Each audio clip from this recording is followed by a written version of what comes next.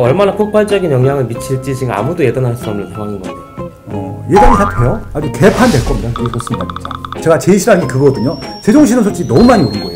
자, 파시온 김학렬 소장님과 함께하고 있습니다. 법인 같은 경우에는 지금 뭐 거의 사망 상태입니다. 연말까지 무조건 던져야 되는데, 그러면은 지방에서는 패닉 셀링이 나타날 수도 좀 있을까요? 이미 시작된 곳도 있고요. 가격과 상관없이 팔아달라고 할 겁니다. 근데 아마 안 팔릴 것 같고요. 그래서 아마 가격이 크게 내려갈 것 같습니다. 법인 투자 같은 경우는 말 그대로 진짜 순수 투자잖아요. 실거 주수가 거의 없거든요. 주식 투자랑 똑같이 생각하시면 될 것 같아요. 이게 수익에 대한 기대가 깨졌을 때는 손절매를 하잖아요. 그러니까 법인 투자도 결국은 시세대로 내놨을 때 안 팔릴 경우에는 손절매를 할 거고요. 아마 본인들이 샀던 금액보다도 더 낮게 할 수도 있습니다. 보통 법인 같은 경우가 양도세 중과가 없었기 때문에 사고 팔고를 보통 1년 이내 하는 경우도 많았었거든요. 길어봤자 2년이었고 2년 이내에 단기 차익을 누렸던 지역들 같은 경우는 솔직히 입지의 질이나 상품의 질을 안 보거든요. 그런 지역들 중에서 입지 나쁘고 상품 나쁜 아파트들은 그냥 다 던지겠죠. 오히려 실수요자들이 그 법인 물건들을 좀 기다려야 되는 장이 될 수 있는 거네요. 이것들이 보통 이제 투자 경험이 많거나 그 입지에 대해서 관심이 많거나 공부가 돼 있는 분들은 바로 그냥 사시거든요. 서울도 아무리 좋은 입지를 하더라도 대책이 세게 나오면요, 실망 매물들이 한두 개씩은 꼭 나오거든요. 바로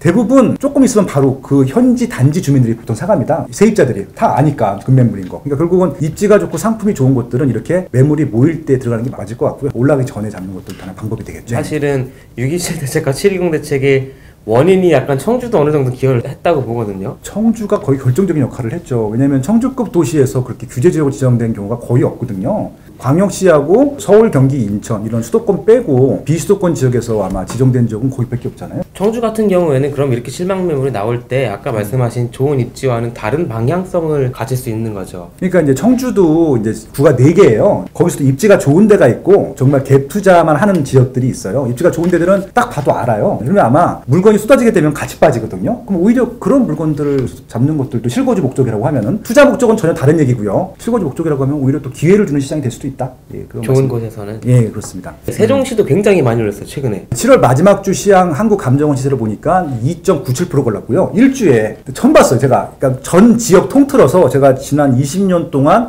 일주 동안 오른 것 중에 제일 많이 올랐어요. 이게 얼마큼 많이 올라간지 모르실 텐데, 1주잖아요. 52를 곱하시면 하거든요. 그러면은 2.9% 곱하기 52 하면요, 한 160% 돼요, 가까이. 1년 동안 2배 오른다는 소리네요. 세종시가 되게 특이한 게 뭐냐면은, 이거 지금 그 행정수도 이전, 호재 이전부터 오르기 시작했거든요.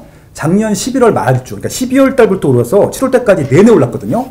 행정수도를 또 던져버리니까 갑자기 더 올랐잖아요. 근데 행정수도가 확정이 된 호재가 아니잖아요. 확정되지 않은 호재를 말씀하시면 안 돼요. 이건 큰일 납니다, 진짜. 이건 투기잖아요, 솔직히 이렇게 올라가는 것들은. 입지가 아무리 좋아도 단기간 시세가 이렇게 올라가는 건 완전 투기거든요. 정상적인 시세 상승이 아니기 때문에 이건 투기를 조장하시는 행위가 되거든요. 피디수첩에 안 나옵니까, 이런 건? 네. 저희가 한 번씩 나왔던 사람으로서 네. 세종 같은 경우에 입주가 지금 굉장히 감소하고 있잖아요. 근데 그게 맞물려서 행정수도 이전이 만약 결정된다 하면 이거 걷잡을 수 없이 가버릴 수 있는 상황 아닌가요? 근데 이제 세종시 같은 경우는 아직 5생활 걸, 6생활 걸 분양을 아직 안 했어요. 그래서 좀 분양한 물량이나 들어올 물량들이 좀 있기 때문에 조금은 이제 좀 대비책이 되어 있는데, 그렇다 하더라도 아마 그런 호재들이 진짜 확정이 되게 되면은 당분간 좀 입주 물량이 없기 때문에, 지금 이제 올해가 제일 적거든요, 입주 물량이. 지난까지 많았었는데, 그래서 아마 한동안은 올라가는 것들 어쩔 수 없을 것 같고, 이게 지금 행정수도 때문에 그런 것뿐만이 아니라 옆에 대전하고 청주랑 천안이랑 공주에서 계속 이사 들어와요. 입지가 좋은 곳들이 소문나가지고. 그래서 이제 예전에 강남구가 1975년도 생겼는데 20년 동안 계속 이사 갔거든요. 좋아지는 거 보이니까. 지금 똑같은 거거든요. 2010년도 첫 분양을 하고 2012년도 첫 마을 입주부터 지금 한 8년차, 9년차 됐는데 계속 이사가 들어와요. 그러니까 지금 아마 서울시 강남구가 뜨는 것처럼 그 충청권에서는 아마 뭐 어떻게 보면 충청권의 강남구처럼 이렇게 좀 수요가 몰리는 것이 아닌가 이렇게 보이고 있습니다. 계약갱신 청구권하고 도내세 상한제가 시행이 됐어요. 이거는 일단 임대차 시장만 놓고 본다면은 좀 어떤 영향을 줄 수 있을까요? 일단은 매물이 줄어들 것이다. 전세 매물이. 해리포터라는 영화 혹시 아세요? 예, 그렇죠. 너무 유명한 영화죠. 제가 거기 보면은 맨 마지막 편이 해리포터랑 볼드모트랑 한 몸이었어요.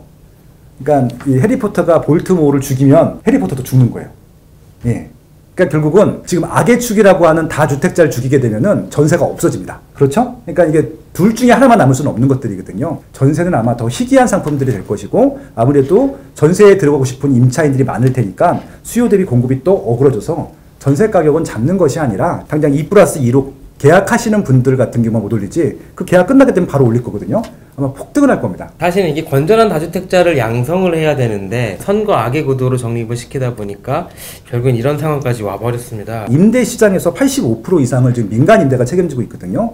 근데 그 민간 임대 시장을 없애겠다라고 하면은 공공이 그만큼을 채워줘야 되는데 그러면은 돈이 상상도 못할 만큼 많이 들어갈 것 같아요. 그렇기 때문에 여러분들이 정말 세금을 상상도 많이 못할 건 내야 되는데 이것은 누구한테도 행복한 게 아니잖아요. 임대 시장은 민간이랑 같이 갈 수밖에 없고요. 어차피 민간이랑 같이 가기 위해서는 서로 윈윈이 돼야 되거든요. 그런 정책들이 나와야 되는데 한쪽을 악의 축으로 지정하는 것들은 누구한테도 도움이 안 된다는 말씀을 다시 한번 드리고 싶네요. 네. 분양가 상한제도 시행됐는데 여기 보면은 재개발 재건축 아파트들 준공됐을 때 최초 입주 가능일부터 집주인이 입주해야 한다라는 규정이 있어요. 이걸 다르게 풀어서 설명을 해보면은 신축 아파트는 이제 전세 못 넣는다.